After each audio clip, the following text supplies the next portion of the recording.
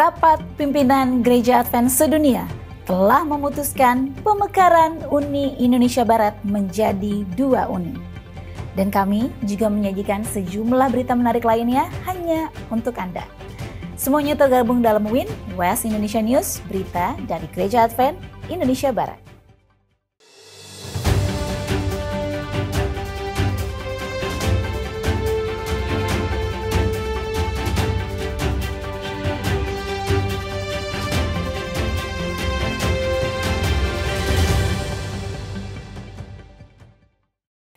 Shalom saudara, menemani hari Anda, WIN, West Indonesia News hadir menyajikan berbagai berita kegiatan dari Gereja Advent di Indonesia kawasan Barat. Bersama saya Faretor dan inilah berita selengkapnya. Berita pertama, Rapat Pimpinan Gereja Advent Sedunia memutuskan pemekaran Gereja Advent Uni Indonesia kawasan Barat.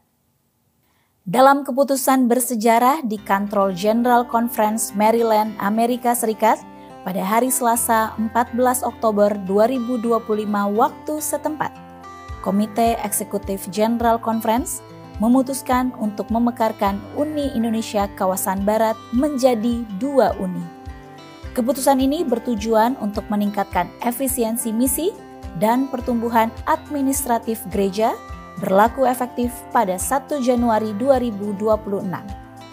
Keputusan ini telah mendapat 150 suara setuju pada sidang tahunan Gereja Advent Sedunia tahun 2025.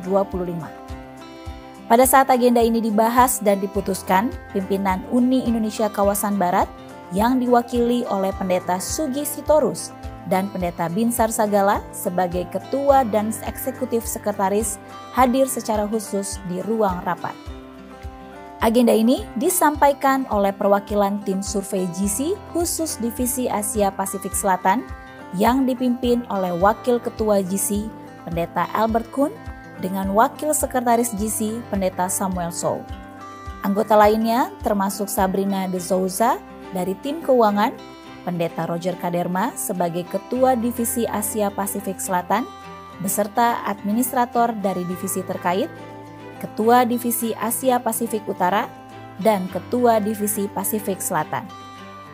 Uni Indonesia kawasan Barat dinilai sebagai wilayah yang terus berkembang di tengah tantangan demografis dan geografis yang kompleks. Sesuai pengesahan keputusan Komite Eksekutif Gereja Advent Sedunia pekan lalu, Uni Indonesia kawasan Barat yang baru akan berpusat di Pekanbaru, Riau, melayani lebih dari 35.000 anggota. Sementara Uni Indonesia kawasan Tengah akan berpusat di Jakarta dan melayani lebih dari 66.000 anggota. Here you have the current territory of West Indonesia Union Mission, and here you have the proposed reorganization where we are going to have West Indonesia Union Mission with its headquarters in the city of Pekanbaru. If I'm saying it correctly, I may not. And Central Indonesia Union Mission, the proposed headquarters is the current one in Jakarta City. Secara keseluruhan, kedua unit tersebut beranggotakan lebih dari 105.000 anggota gereja, mewakili 7% dari total keanggotaan divisi, dengan indikator pertumbuhan yang menggembirakan. Peningkatan 5% dalam jumlah gereja, 13% dalam keanggotaan, 18% dalam persembahan, dan 17% dalam modal kerja dengan keadaan keuangan yang dinilai baik. Adapun 4 daerah dan conference yang masuk dalam pelayanan Uni Indonesia kawasan Barat yang baru adalah daerah Sumatera kawasan Utara, daerah Sumatera kawasan Tengah, daerah Sumatera kawasan Selatan, dan conference Jakarta Banten. Sementara 7 daerah dan conference yang masuk dalam pelayanan di Uni Indonesia kawasan Tengah adalah Conference Jakarta, Conference Jawa Barat, Daerah Jawa kawasan Tengah, Conference Jawa kawasan Timur, Daerah Nusa Tenggara, Daerah Kalimantan kawasan Timur, dan Wilayah Kalimantan Barat. Ini merupakan kabar baik bagi kita dan sebuah tanda kemajuan pekerjaan Tuhan di Indonesia. Mari kita doakan dan dukung pekerjaan Tuhan di Indonesia Barat dalam masa peralihan administrasi yang telah diputuskan. Forum Kerukunan Umat Beragama diselenggarakan di Jemaat Warakas, Jakarta. Pada bulan Agustus yang lalu, dengan tajuk Cinta Bangsa, para umat antaragama Kristen Advent dan Muslim berkumpul di Gereja Advent Warakas, Jakarta Utara. Kegiatan tersebut dihadiri oleh Jamaah Masjid Nurul Hidayah, Jamaah Masjid Al-Muhaimin, Jamaah Musola Az-Zikro, Jamaah Musola Al-Falah, dan Jemaat Warakas sebagai tuan rumah. 2 seminar dibawakan oleh perwakilan masing-masing agama. Pendeta Jemi Lumangkun selaku Gembala Jemaat Warakas menekankan mengapa cinta bangsa itu penting. Menurut beliau, cinta bangsa dapat menciptakan kedamaian, persatuan, dan kenikmatan peribadatan yang baik, bebas, dan penuh hormat. Pembicara lainnya, Haji Abi Ikhwanuddin, MSI MH selaku Sekretaris FKUB DKI Jakarta, menghimbau perawatan keberagaman masyarakat Jakarta, menyongsong Jakarta sebagai kota global. Beliau menghimbau kerukunan bukanlah barang jadi, melainkan harus diikhtiarkan. Semakin banyak dialog dan komunikasi akan menciptakan suasana rukun dan damai. Selain seminar, kegiatan juga diiringi oleh lagu nasional dari para orang muda Jemaat Warakas, ruang tanya jawab, kuis seputar seminar, door prize, dan ramah tamah. Reski Aditya sebagai Sekretaris Kelurahan Warakas dan Hadiono sebagai Ketua RW 04 Kelurahan Warakas menanggapi dampak positif akan kolaborasi yang baik dan harmonis antar umat beragama dan mengekspresikan kerinduan untuk kelanjutan pelaksanaan kegiatan ini. Jemaat Warakas pun bersyukur dan siap untuk menjalin hubungan antaragama yang erat dengan denominasi manapun. Tutur Tony Lita Mahuputi sebagai Ketua Pelaksana Seminar Cinta Bangsa dan Beni Inarai sebagai Ketua Jemaat Warakas. Biarlah nama Tuhan dimuliakan. Cinta Bangsa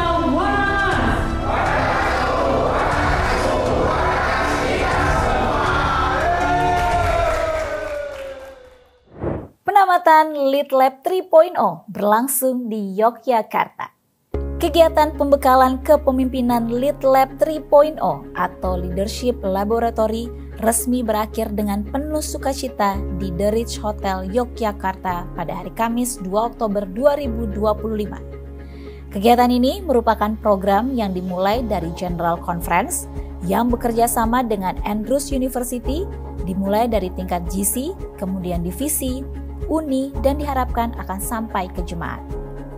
Lead Lab 3.0 untuk tingkat Uni Indonesia Kawasan Barat telah dimulai sejak Februari 2025 dan berlangsung selama 8 bulan penuh, dengan tujuan utama meningkatkan pemahaman tentang kepemimpinan seperti teladan Yesus, yaitu membentuk pemimpin yang sungguh-sungguh melayani. Kegiatan Lead Lab ini diikuti oleh 47 peserta yang kebanyakan adalah para officer dan direktur dari uni, daerah, conference, serta berbagai institusi. Dari jumlah tersebut, 43 peserta berhasil ditamatkan setelah memenuhi kriteria kelulusan. Selama pelaksanaan, para peserta menerima 12 materi pembekalan kepemimpinan dari para narasumber berpengalaman dari divisi. Di antaranya, integritas kepemimpinan, manajemen konflik, dan memimpin orang muda. Selain sesi pembelajaran, para peserta juga terlibat dalam diskusi kelompok yang dibimbing oleh para mentor sebagai sarana refleksi dan penerapan nilai-nilai kepemimpinan dalam kehidupan nyata. Metode ini menjadikan Lead Lab bukan hanya tempat belajar teori, melainkan laboratorium kepemimpinan rohani di mana karakter, kerendahan hati, dan kemampuan melayani diasah bersama. Dalam sambutan penutupan yang diberikan oleh Pendeta Stephen Zalainti sebagai Ketua Panitia, beliau menyampaikan rasa syukur atas keberhasilan program ini dan menegaskan kembali makna kepemimpinan sejati. Dengan berakhirnya Lead Lab 2025, para peserta kembali ke ladang pelayanan dengan semangat baru, siap menjadi pemimpin yang visioner, melayani seperti Kristus, dan membangun tubuh gereja dengan kasih dan keteladanan. 43 jiwa menerima Yesus dalam kebaktian kebangunan rohani di daerah Sumatera, kawasan tengah. Pada tanggal 8 hingga 11 Oktober 2025, Ikatan Alumni Universitas Advent Indonesia atau IA-UNAI melaksanakan kebaktian kebangunan rohani di Kota Batam dan Tanjung Pinang. KKR ini mengambil tema yaitu pengharapan hidup kekal untuk Kota Batam dan Tanjung Pinang. Kegiatan rohani ini diawali dengan pekabaran firman Tuhan di 6 titik pelayanan. Para pembicara yang datang dari berbagai kota secara langsung dipimpin oleh Bapak Raus Siregar sebagai Ketua IA-UNAI dan didukung oleh para pengurus harian IA-UNAI, tampil dengan semangat yang luar biasa dalam menyampaikan pesan-pesan pengharapan dan keselamatan yang menguatkan iman umat. Tak hanya itu, setiap malamnya, para jemaat datang dengan antusias untuk mendengarkan firman, menaikkan pujian dan mempersembahkan doa bersama dan kerinduan untuk hidup setia kepada Tuhan. Puncak kegiatan KKR dilaksanakan pada hari Sabat 11 Oktober 2025 dalam ibadah gabungan yang penuh sukacita. Pada puncak KKR ini, sebanyak 43 jiwa menyerahkan diri kepada Tuhan Yesus Kristus melalui baptisan kudus sebagai tanda lahir baru dan komitmen mereka untuk mengikuti Kristus seumur hidup. Kegiatan KKR IA-UNAI ini menjadi bukti nyata bahwa ketika umat Tuhan bersatu dalam doa dan lebih banyak yang ikut terlibat, semangat pelayanan dan kasih persaudaraan, jiwa-jiwa akan ditambahkan bagi kemuliaan nama Tuhan. Sukacita besar meliputi seluruh jemaat karena pengharapan hidup kekal bukan sekedar tema, tetapi menjadi pengalaman nyata yang dirasakan oleh setiap umat. Berita dari Sumatera Tengah tadi menutup jumpa kita hari ini. Kami selalu terbuka dan menerima berbagai berita, kegiatan dari jemaat ataupun daerah Anda untuk menjadi inspirasi dan ditayangkan dalam program WIN. Anda dapat menghubungi Direktur Komunikasi dari daerah Anda masing-masing yang telah kami tetapkan sebagai koresponden kami untuk Anda kirimkan berita agar kami dapat menayangkannya dalam program WIN. Mari bersama kita sukseskan program Harvest 2025. Satu keluarga, satu jiwa, satu tahun. Akhir kata, saya Farator undur diri dari hadapan Anda. Sampai bertemu minggu depan hanya di WIN West Indonesia News. Stay informed, inspired, and in faith. Shalom, Tuhan memberkati.